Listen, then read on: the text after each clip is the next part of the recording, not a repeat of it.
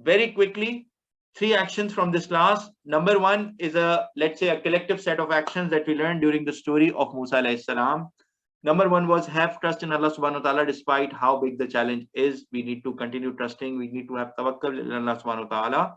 As we saw in the story, when Musa alayhi salam and his followers, they put his trust and they went through the sea, and while the waves and the sea was parted, and then Firaun and his people, they were engulfed by the sea and they drowned in it. So that was one trust that they put, and then Musa alayhi salam himself put trust in Allah subhanahu wa ta'ala and faced Firaun and his chiefs, who were really powerful at that point in time, but he challenged their concepts and religion. And then criminals will never support the truth because obviously they have their vested interests. So we know this is true today as well.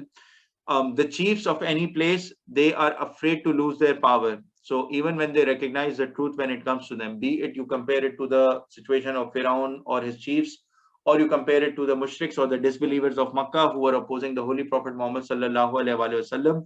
In all these stories, the learning for us is that the chiefs who have the power, they don't like to, because they are the ones who are deciding everything. They are benefiting, they are oppressing others. So they are not the people who will always accept the truth. Even in our societies, those people who are of power and they are corrupt, they are not the ones who will say, yeah, okay, so the right thing to do is not to take bribes or not to do corruption, because they are the ones who are already doing it. So they are the ones, even when they recognize the truth, they just reject it. And majority of the people will not believe due to fear of persecution. We saw it in the case of Musa alayhi salam. However, this is true for us as well.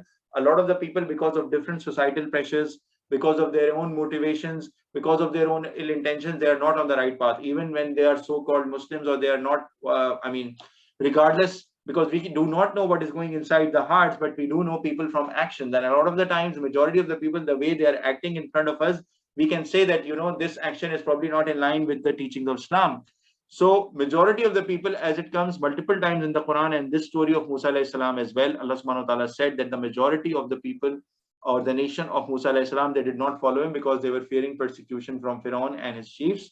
So we cannot say, because the majority is doing this, so they must be right. No, this is not the filter as far as Islam is concerned. And then true believers have no fear of any worldly prosecution. So once you become a true believer and you have faith, then you're worried about your akhirah, you're worried about your unlimited life. You do not care what happens to you in this world if you follow the right path. Obviously, you need to protect yourself. However, in case you are overpowered, then you're not fearful.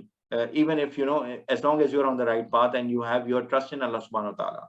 Time to ask for forgiveness is before Allah subhanahu wa ta'ala's punishment or when our time is up. So we saw this in the story. Firaun, at the very last moment, he started believing in Allah subhanahu wa ta'ala, and he started saying things that, he believes, and he was asking for forgiveness and all of that, but it was not accepted because already his punishment had come. This is true for us as well.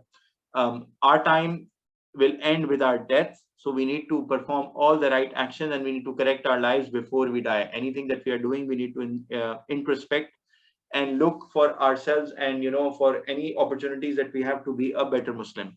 Finally, we have to focus on the right action versus differing in knowledge. A lot of the time people debate on different knowledge, and this was happening with Bani Israel as well. Allah subhanahu wa ta'ala mentioned that once prosperity came over them, and then they were given the knowledge and the right message came to them, then some of them started to differ. And when these conflicts happen, then obviously Allah subhanahu wa ta'ala is the one who will be deciding on the day of judgment. For us, the lesson is that we should, once we get the verified correct information from the Holy Quran and the Hadith of the Holy Prophet Muhammad sallallahu alaihi wasallam, or the Sunnah of the Holy Prophet Muhammad sallallahu alaihi wasallam, then we should start immediately actioning it in our lives. Versus getting into debate for the sake of debate. And people ask a lot of these days, a lot of questions without taking action. Okay, first I need to clarify 100% of my concept, and they continue to having these debates without any action and without any improvement in their lives. So this is something that we need to focus on. These were the key 7 points that we got out of Musa alayhi salam's story. And then the learning, the action number 2 for today. Quran is the biggest sign of Allah subhanahu wa ta'ala for us today as Muslims. It's a miracle the way it has been preserved. It's the speech of Allah subhanahu wa ta'ala. It has many benefits, healing benefits, as well as when we read, understand, and practice it. Our job is, once we believe in the Holy Quran, we should read, understand, and practice, meaning implement it and spread its message to others. And finally, we have to follow the Holy Quran and believe in Judgment Day, because Allah subhanahu wa ta'ala is the one who is the best of Hakimeen, meaning the judges. He's the best judge. Why? Because he has the absolute knowledge, he has the complete knowledge, and he will be establishing the true justice on the day of judgment, and everyone will get reward or punishment according to the proportion of crime that they had done. And a lot of the things, even some people get, punished in this world as well. However, sometimes equal proportion of punishment can also be cannot be administered in this world because of the limitations that we have. For example, somebody killed 100 people, you cannot kill one person 100 times, right?